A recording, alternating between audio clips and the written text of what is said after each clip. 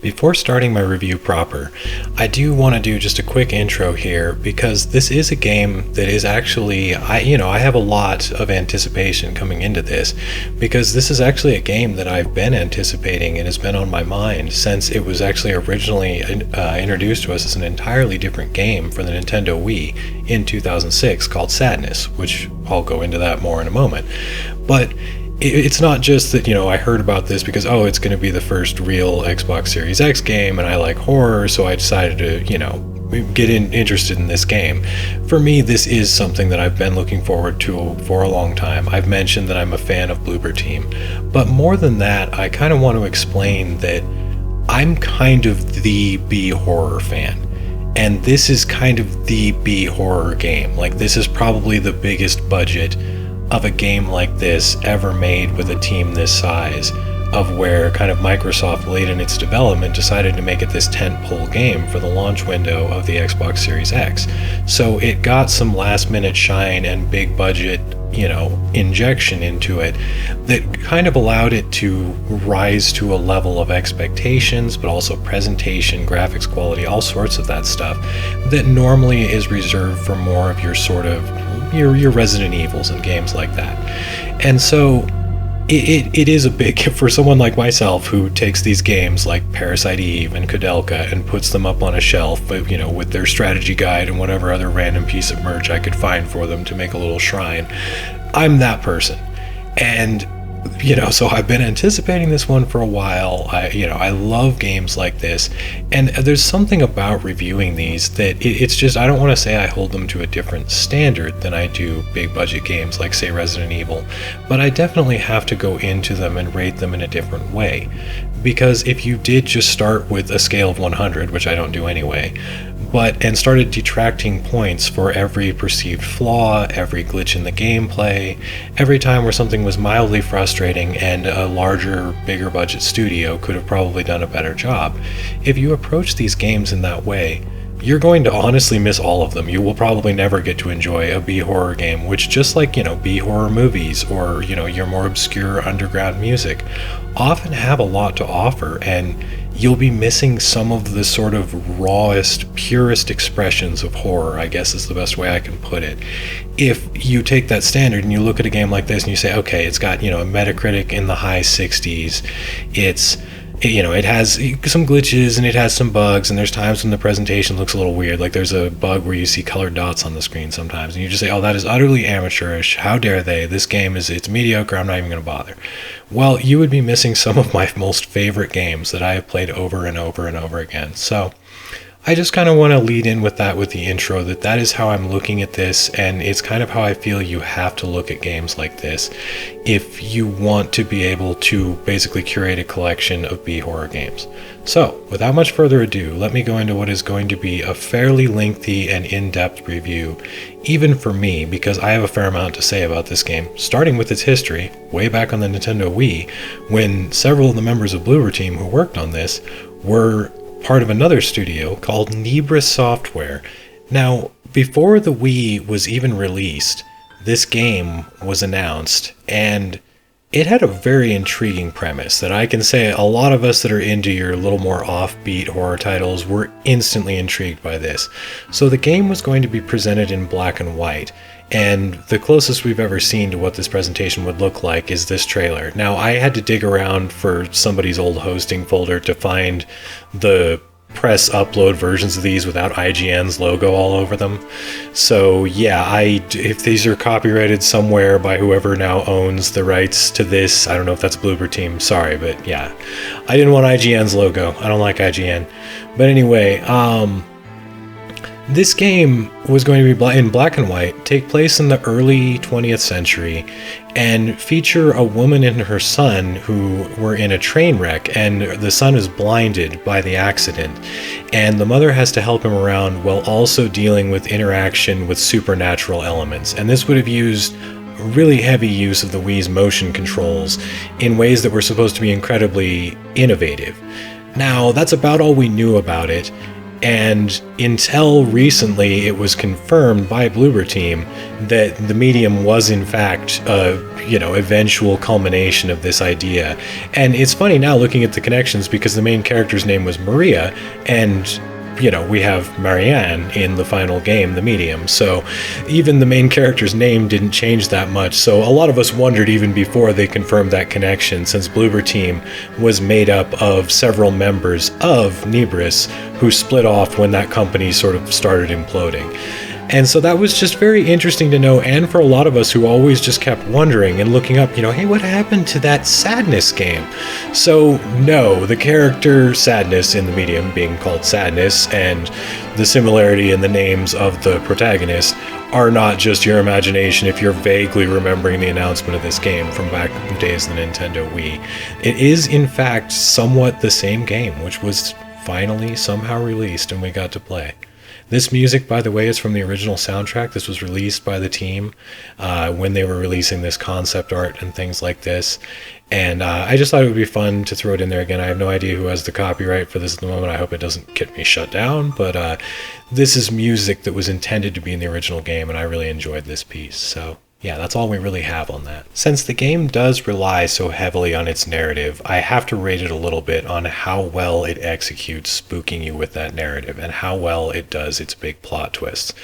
And I have to say it's good, again, in the B-horror sense of where if you're used to, you have to put up with a little bit of rough edges, and sometimes you feel like, oh, they must have had to change the script a couple times because that didn't quite work as well as it could have.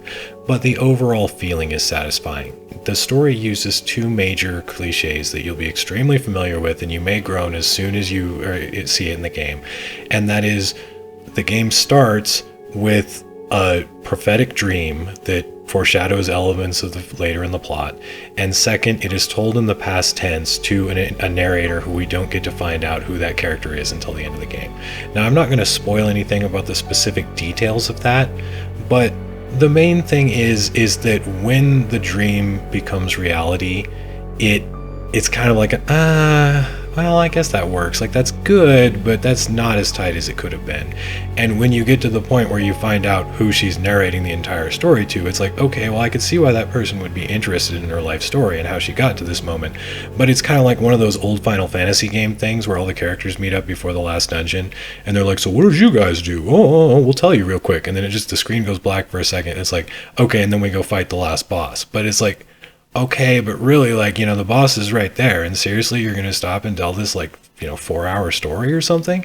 And so it's a little like that. It's not that it doesn't make any sense that that's why the narrative is told in that way. It's just very much, it seems like they more wanted to use those two twists at the beginning and then wrote the game around it from there on. And when it finally got to the conclusion, it didn't work as well as maybe they originally envisioned it.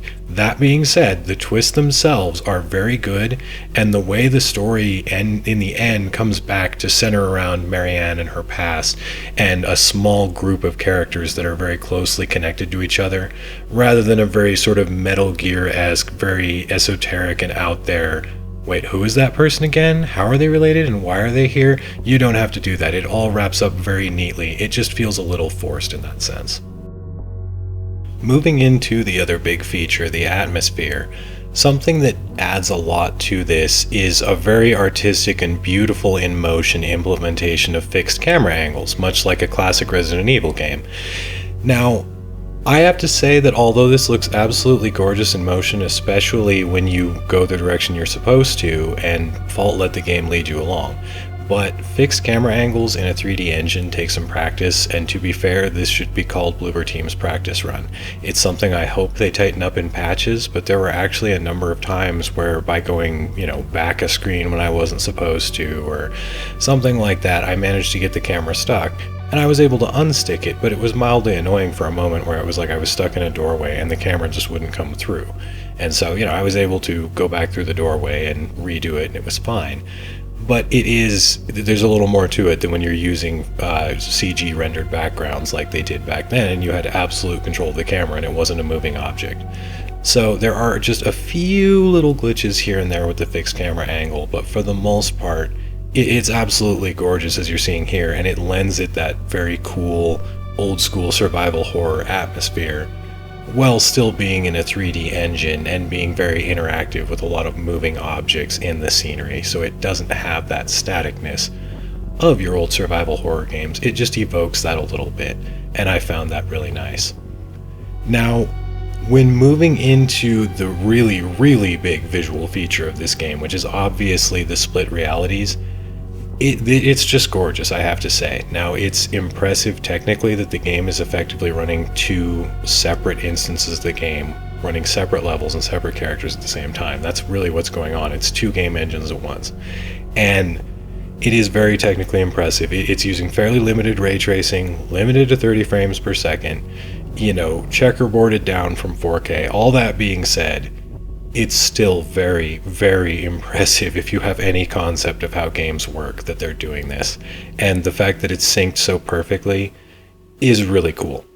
Now, to go into it a little deeper, what really shocked me about this within the game was I came into this expecting something basically like Legacy of Kain Soul Reaver. And there's definitely an homage to Soul Reaver, like the nods to Soul Reaver in this game are very clear. Right down to you have this Soul Reaver looking psychic weapon on your arm that looks very much like the Soul Reaver on Raziel when he charges it up, and it has a similar mechanic. Like it's not your imagination on that one either, much like any Bloober Team game. They pay homage to things that you love, which I think is cool, but I'm just going to real quick on this. If Call of Duty games can come out every year and just be regurgitated lines from 80s war movies, I think it's fair for Bloober Team to make that for horror fans, where it's all your favorite horror stuff churned up. And this one, rather than just being where Observer, it's like, oh, it's Blade Runner the game. It's a bunch of stuff and it's more subtle, so I like that. But going beyond that, it's not just Soul Reaver. It's sometimes you travel between mirrors and you go from the real world to the spirit world. Sometimes it's split, as you're seeing in this footage here, where you're doing both at once. And sometimes you just have brief glimpses into the spirit world. Or, for example, when you're in either world, you can look through any mirror and you can see what's happening in the real world at the time. You can see a reflection of yourself. And so it's done in a variety of different ways that I wasn't really expecting. One reason for that is that I kind of shut myself down to any footage of this game for about 3 or 4 months beforehand, because I didn't want anything to be spoiled. I wanted to really, really just suck it in. But I was expecting a much more limited mechanic, where in play it actually ends up being very, very organic. And it kind of comes in and out, and it's I don't know how to describe it before. It's like how you would imagine psychic powers being, where it comes and it goes. And it's also cool how when solving puzzles, you can kind of shift your focus back and forth between each if an object is interactable in one world and not in the other, or that things are different. And I'm going to get more of that in the next section of the mechanics. In this part, I'm going out of body to solve a puzzle, which is one of the many ways in which you can use your spirit and your physical form to solve puzzles in this game, and you shift your focus back and forth between them. Now, I don't want to show too much footage of this stuff because I don't want to spoil the solutions to the puzzles. I actually kind of intentionally wandered around in circles a bit in this part to not show the puzzle solution. But it's really neat, and I like the way it's done. It adds sort of an extra layer, much like Observer did, where using your cybernetic augmentations added another layer to the detective elements that we've seen in a number of Bloober Team's games. And so I think it really kind of makes it enough, rather than feeling a little bit anemic like I think it did in some of their earlier ones. And it just, as they keep growing in budget and team size, they keep getting better and, putting more nuance into it. And I think they really nailed it in this one, and I like that. But there's another aspect of this I need to talk about a little less favorably in the mechanics and gameplay department. At roughly an hour and a half into the game, we're introduced to our monster, the Maw. Now, I have to interrupt this video to make a public service announcement, apology, worship statement to Troy Baker.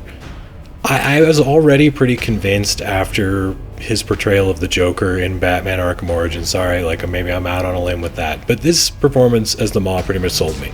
This is probably the creepiest aspect of the whole freaking game, is his voice performance as this monster. Now, Troy Baker, I apologize for anything negative I've ever said about you. I'm going to force myself to play through Silent Hill 2 HD with your voice and fully reevaluate your performance and see if it was a legitimate performance of James, because I think you were honestly beyond reproach. Now, moving on from that, Troy Baker worship, the actual chase in this game and how it works. Now, there's two types of things you do with the Maw, and the first is where you basically run down a hallway and it chases after you, and it's just, it's your Resident Evil 4, tap the buttons, turn the right way, get out of the way of the rolling rock kind of thing.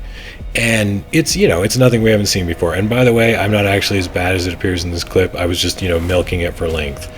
And these segments, they can be a little frustrating if you miss the turn the first time, but once you get down where you're running and you know which direction you have to turn, you can nail it in one try. So those parts aren't exactly super hard.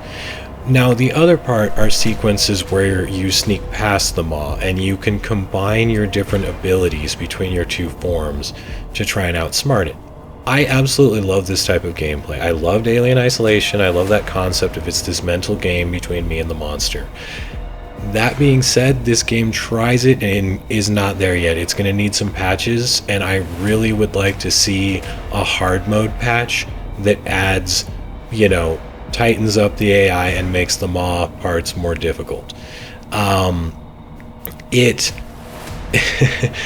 There's a mechanic they teach you late in the game, and I'm not going to spoil this because it pretty much, as soon as you have the ability to do it in these sequences, you can basically confuse it to the point where there was a part where the monster just basically gave up on chasing me. Like, it was like, oh, you've hoodwinked me good, I guess I'll give you this one, and just I was able to solve the rest of the puzzle in peace.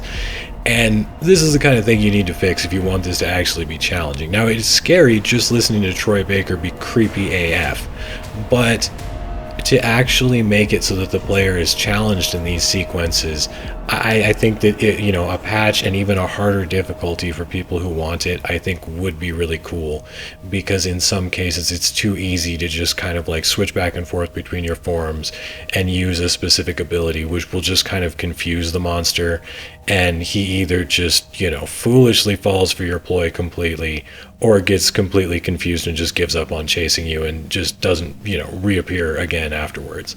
So it was cinematically, visually, story, everything that about the monster was fantastic. It's not actually that challenging to run away from it or evade it within the game. I want to close out the game mechanics part on a positive, which is I feel that the minutia of the puzzles and how well they captured technologies and things that still existed in the 1990s was very well done, and I very much enjoyed that about the game, especially the segments where you develop photographs. It was just really fun because that's something that existed when I was a college student, and it now is more of an art thing than something that you do practically because you need photographs. And there are a number of things like that were done very well in the game, and I thought it was tasteful, it was nostalgic, it hit me perfectly at my age, being based in the late 90s, and I just really enjoyed that aspect. So I wanted to close out on that positive part of the gameplay, that I thought the puzzles themselves and what they involved were really, really cool.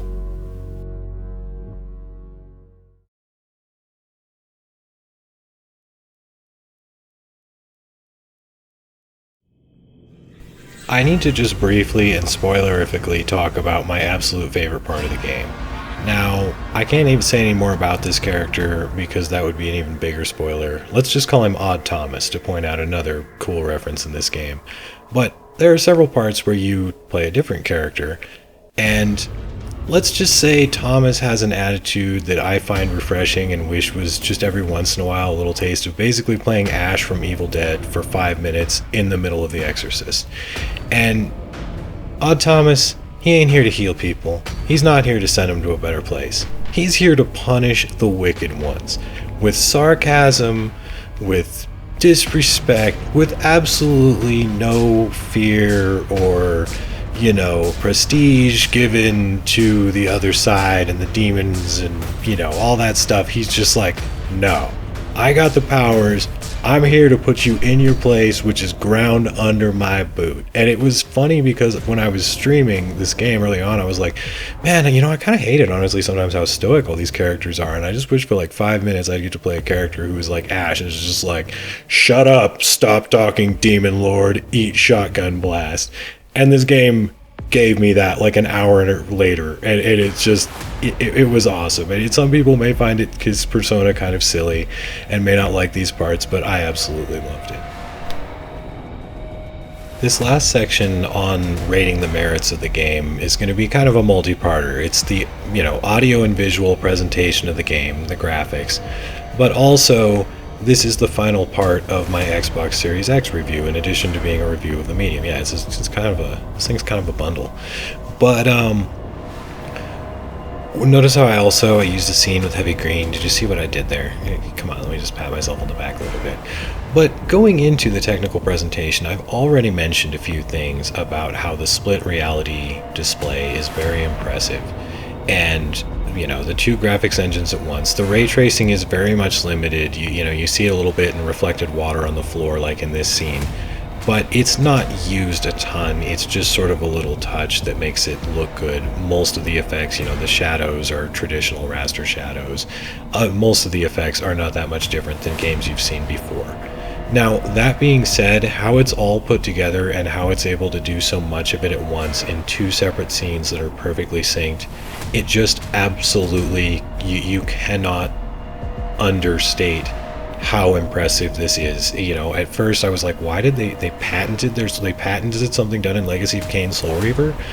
But after playing the game and seeing it in action, I can honestly see why, because it's like, it's like Nintendo patenting Z targeting in Zelda. It is the sort of thing that you should slap a patent on, slap a ring on that thing. But it is very impressive to see not just, the ray tracing and the stuff that's on the box, but to see tessellation, to see all these lighting effects, all this other stuff going on in two full scenes at once, even at 30 frames per second, even going down to lower than 4K resolutions. It is just absolutely gorgeous to behold and play, especially for a survival horror gamer who doesn't, expect much more than that. 30 frames per second is pretty normal. Now, going into the audio, now yes, I've been just repeating the same two music tracks because those are the ones that Bloober provided for free for use by the press, and you can download them on Steam, by the way. You can also get these two tracks. So hopefully, please again, don't come after me. Stop copyright striking my videos, people. But the soundtrack, which half of which is composed by Akira Yamaoka, who I probably butchered his name. I'm not even going to try for the other guy because I'm even worse at Polish than I am at Japanese. But it's amazing, and it's not what I thought of where they would each be composing half of the tracks. They each compose half of the track. When you're in the split reality, two songs are playing at once, but they're the same song. They're like different flipped sides of the same song.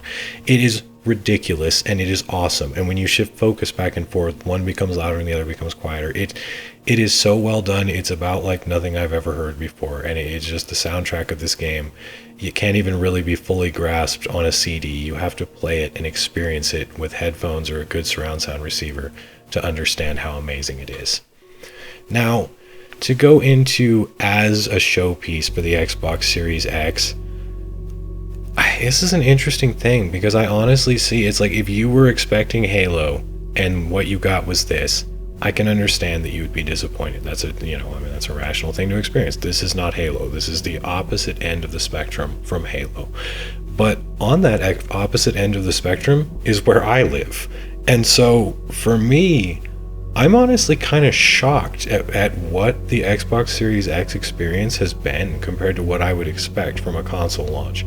And I mean, maybe I've just drank the Kool-Aid too much, but it's like, the first experience I had was it's this amazing backwards compatibility box that not only plays your old games, but, applies auto HDR, and I mean, makes them look so good that it's like, I honestly, I feel like I'm cheating on my original consoles, because it's like I want to play the, Xbox Live version of Symphony of the Night rather than ever play it on PlayStation again. And I feel horrible even saying that. But then for when they finally come through with the software. And again, I've been very lenient to both Microsoft and Sony in not judging them too harsh on their launches, because, you know, COVID is real, you know, it's reasonable they delayed all this stuff. But for when we did get the first big game, for it to be this niche horror title, I kind of feel like if that's what I have to expect from this thing, that they're going to give money to people who otherwise wouldn't be able to make games, that this game Sadness that I heard about way back on the Wii became this game that is visually impressive and, you know, has a lot going for it and is probably going to get DLC and sequels and all that stuff. If that's what I have to expect from the Xbox Series X, that rather than it being the Halo Bro machine that I expected, that it is the home of the hardcore, the old school, and the deep and thoughtful, holy mother effing crap piles. This is the best system ever. Now, I'm going to say, you know, more about how I feel about the game overall in my conclusion coming up here, but I understand how this game is not for everyone, and if this is, you know, what you've been waiting all this time, you're like, okay, this is going to be the real game, I'm going to kill some monsters, and you don't really kill a lot of monsters in this game. I can understand how you would be there, but for me, and the type of gamer I am, and the kind of experiences I want, it honestly feels like I'm living in a freaking dream world where the 1997 build of Zelda leaks and we finally got to play the cut areas from Legacy of Kain Soul Reaver and, you know, yada yada yada, and this is the first big game on the Xbox. Like, it honestly feels like it's not reality being in 2021 for me, is how much I like it. So maybe that's not what you expected. You know, you expected me to say, oh, the Xbox sucks, I got this game with a 65 Metacritic after waiting for 3 months. No, that's the opposite of how I feel. And if you are someone who's in that same sort of camp of gamer and this is the kind of stuff you're into, wow, this is awesome, is all I've got to say, and I'm just going to stop rambling on about it. To conclude on how I feel about the medium just as a game, not as the first amazing looking Xbox Series X game I got to play, not as I haven't gotten to play a game like this in quite a while, just as a video game, I have to say that it's definitely the sort of game that deserves that B status of where it was made with a fairly small team, the budget came in fairly late in the development cycle, and it just, there's a lot of stuff that I think with a few patches they could really tighten up, but it's not going to be noticed by the large group of people, which is going to lead to it, you know, being discovered by a lot of people later as a hidden gem of horror. And so, you know, do I think that the overall Metacritic scores or the, you know, the reviews of a lot of professional reviewers that say, yeah, it's kind of mediocre, do I think that's a lie? No. But there's more to it, because it's, again, like I said in my introduction, you really have to look past a lot of that stuff if you ever want to experience any of these games. And it's just kind of the reality of the way it is. And I love these games, and, you know, to the sort of people who play the sort of horror games that aren't perfect but have something a little different than your Resident Evils of the world, you're only going to get it from these sorts of games. Now, once, if they were able to maybe tighten up the monster chase sequences a little bit, you know, a few little things like that, make it so that it, you know, there were a few points, like I said, where I got the camera stuck. They have the little glowy dots that show up on the screen. I should have showcased that, but it looks like little colored dots that pop up on your screen, and it doesn't mean your Xbox is broken. It's a problem with the game. So yes, it's flawed, and in pretty much every aspect besides, again, the voice acting, the music, stuff like that. The plot has some flaws. Technically it has some flaws. The gameplay mechanic design has some flaws. But if this was the final form of the game, I still feel that it would be good as a B horror title that some of us would, you know, put amongst our collections of favorite hidden gem horror titles. Now, to move further into that, as a niche horror title for people who, you know, honestly, it's been a while since we've even had a third-person real puzzle solver game like this, and I wouldn't really go so far as to compare it to Silent Hill, because it's kind of, there's a lot of camps of Silent Hill fans of, is Silent Hill just the original 4 games which had a lot of whacking monsters with boards, or is it all of the Silent Hill games in which I feel that, you know, Shattered Memories was kind of moving towards this kind of a game. But it really, as a horror game that stands on its own, but has a lot of chunks of a lot of games you loved and is trying to appeal to you in that way, I think it does very, very well. And it is very refreshing to play a game like this where you wander around in spooky environments and you poke at things and you look into really creepy and disturbing stories of what happened here. That's always been my favorite part of the old Resident Evil and Silent Hill games, is just wondering what messed up stuff happened here. And this game really does that. Now, I think that's really the best part of it, and how this game is viewed, I think, is going to depend a lot on where they go from here. It has a cliffhanger ending. I'm not going to say any more than that, but it just kind of screams DLC or sequel, and how they handle things through that will probably mean a lot. Much like Alan Wake. Alan Wake kind of intentionally jumped the shark, ended on a cliffhanger. DLCs were still pretty serious and spooky, and then American Nightmare just went full Evil Dead. And so, if they do something like that, who knows, maybe this game will rightfully fade into obscurity and maybe not be remembered by as many people as a hidden gem. But assuming it continues like this and they don't give in to mainstream criticism and try to make the game more like other games that have been successful, I really feel that for niche horror fans, this is going to be one of your favorite games of this decade. I know that it will be for me. And, a large part of that, of course, is being the Silent Hill connections, especially in the soundtrack, and references to many, many things that I love. I mean, it's, like I've mentioned before, a lot of Bloober Team's other games, they just mostly are referencing one main property. Whereas this draws in all sorts of things. It was not just what you'd kind of expect of the Silence of the Lambs, your big mainstream horror stuff. I was surprised to find, references to books like the Wind-Up Bird Chronicle or the Mothman Prophecies of the book. Most people don't know there's a book that's totally different from the movie. But it really went deep and wide with all the references, and it touched my fan bone for so many things in so many unexpected ways. I got a lot more out of this experience in a lot of ways than I expected, and I felt that this was a really fantastic game, and honestly the best way I could have hoped to start a new console generation. So yeah, if I had 5 thumbs, I would put them all up. I love this game.